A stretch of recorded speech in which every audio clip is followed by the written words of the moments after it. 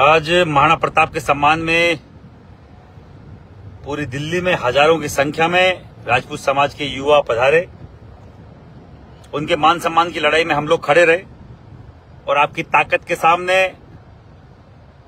बाकायदा एमसीडी ने, डीडीए ने लिखित में ये दिया है कि हम नई प्रतिमा 10 से 15 दिन के अंदर अंदर उससे बड़ी, उससे भव्य, उनका स्टेचू जो नीचे थोड़ा हाइट कम था उसको भी बढ़ा के लगाया जाएगा, वो माना है। और इसमें बहुत सारे ऐसे भाई लोग जो 4-5 दिन से यहां पर थे, उन सबका बहुत बहुत धन्यवाद। और सबसे बड़ा, जो सीनियर व्यक्ति अगर साथ कोई लगता है तो मनोबल बढ़ता है। उनमें हमारे भाई आनंद मोहन सिंह जी, जो राजनेता होने के बावजूद सामाजिक कार्यकर्ता की तरह हमारे साथ हमेशा जुड़ते हैं, उनका बहुत धन्यवाद। और एक अभी वर्तमान सरकार में केंद्रीय मंत्री और हमारे बड़े भाई, जिन्होंने बकायदा पूरी भरी सभा में फोन करके और स्पीकर पे, फोन के स्पीकर पे बोला कि आप स्पीकर पे डालिए, अगर डीडीए और एमसीडी लिखित में नहीं देती है या कुछ भी नहीं देती है तो मैं गजेंद्र सिंह शेखावत, केंद्रीय मंत्री भारत सरकार, ये आपको आश्वासन देता हूं कि मेरे खुद के जेब के खर्चे से ये चाहे मूर्ति मुझे लगानी पड़े, मैं लगवाऊंगा। तो उनका बहुत बहुत धन्यवाद। और उनके बकायदा उस पूरे सहयोग से डीडीए और एमसीडी ने भी लिखित में हमें दिया। उनके कमिश्नर से हमारी बात हो पाई, यहाँ के अधिकारियों से बात हो पाई। हमें अंदर जाने का बकायदा यहाँ पे वो नहीं था, परमिशन नहीं मिली थी, तो अंदर नहीं जाने दिया, क्योंकि परमिशन होती है। फिर भी इन सब चीजों का सकारात्मक रहा। वो आने वाले हर एक व्यक्ति का धन्यवाद, मेरे पदाधिकारियों का, हर एक व्यक्ति का, जो राजपूत समाज के अगुवा बन के आए, वो हर एक व्यक्ति का संयम बनाए रखा, अनुशासन बनाए रखा, हजारों की संख्या में भी, और बहुत अच्छे से इस प्रकरण को आप लोगों ने निपटाया। लोग कहते हैं कि आप प्रोग्राम में नहीं आते।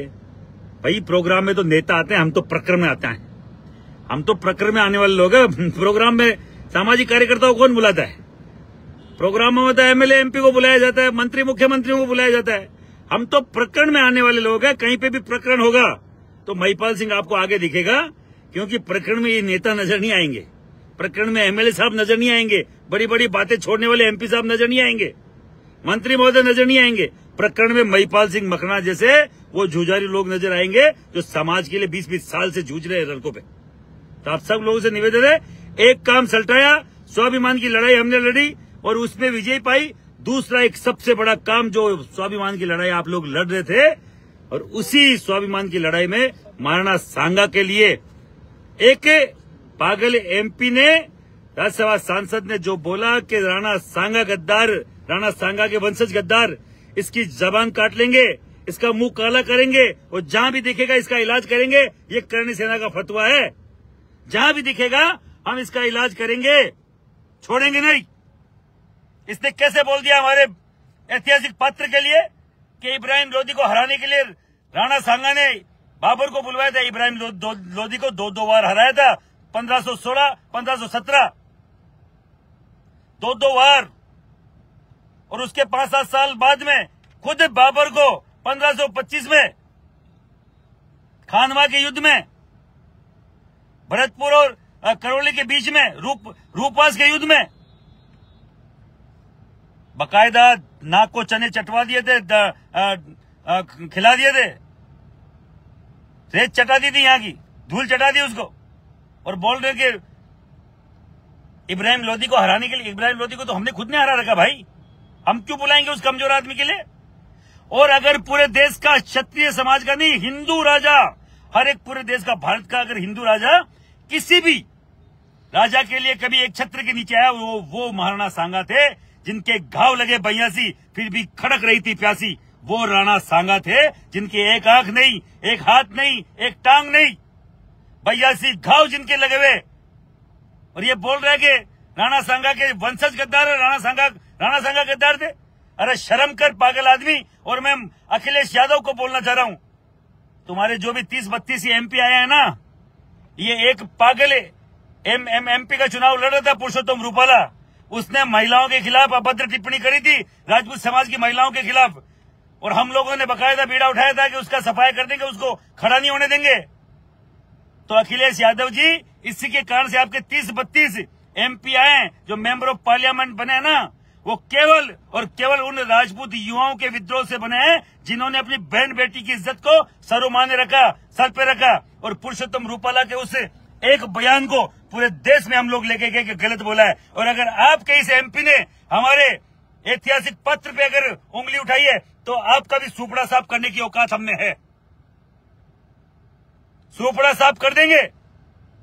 इसकी औकात कैसे हुई हमारे ऐतिहासिक पत्र के लिए बोलने के लिए? जितना जल्दी हो सके इसकी मेंबर जो है राज्यसभा सांसद की जो सदस्यता है आप निरस्त कीजिए। अखिलेश जी, मैं फिर बोल रहा हूं, निरस्त कर दीजिए, सपा से निष्कासित कीजिए। और ये नाक रगड़ते फिरेगा पूरे भारत में, तब भी इसको माफी नहीं मिलेगी। ये महिपाल सिंह बोल रहा है। आज हमने इसका पता किया कि इसके MP क्वार्टर कहाँ है। इसको MP क्वार्टर अभी मिला नहीं है, अलॉट नहीं हुआ है। अगर MP क्वार्टर अलॉट होता तो दिल्ली की सड़कों पे हम थे, आज हजारों की संख्या में थे। हम बताते इसको बोलना क्या होता है। बंसाली भूल गए होंगे शायद, बंसाली कांड। हम बोलने में कम और करने में ज्यादा विश्वास रखते हैं। हमारी औकात कितनी हमें मालूम है, और इसकी कितनी है वो हम याद दिला देते। आज इसने जो घृणित बात बोली है ना, अभी भी दिमाग में चल रही है। 2 दिन से यही घूम रहा है कि इसने बोल कैसे दी, इसकी औकात कैसे हुई। और अगर बुलवाई गई है कि हर बार की बात ही एक बार बोल के माफी मांग लेंगे। पुरुषोत्तम रूपाला ने 500 बार माफी मांगी है और आज तक माफी मांगता फिर रहा है। हमने माफ नहीं किया। कैबिनेट मिनिस्टर बनने वाला था, कहीं का मिनिस्टर नहीं बना, MP बन के घूम रहा है। और बनने भी नहीं देंगे, बनने भी नहीं देंगे। मैं बोल रहा हूं ना, बनने नहीं देंगे। इस बात को लेकर उसने बोला था हमारी बहन बेटियों का बाकायदा संबंध रहे अंग्रेजों से, ऐसी की तैसी कर दी उसके पूरे देश में।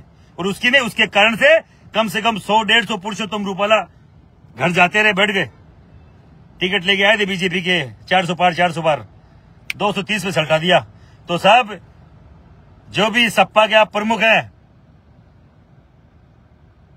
आपको बोलना चाह रहा हूं, आप हमारे कारण से आए और आपके इस सपा के जो राज्यसभा सांसद ने बोला है वो बहुत घृणित बोला है।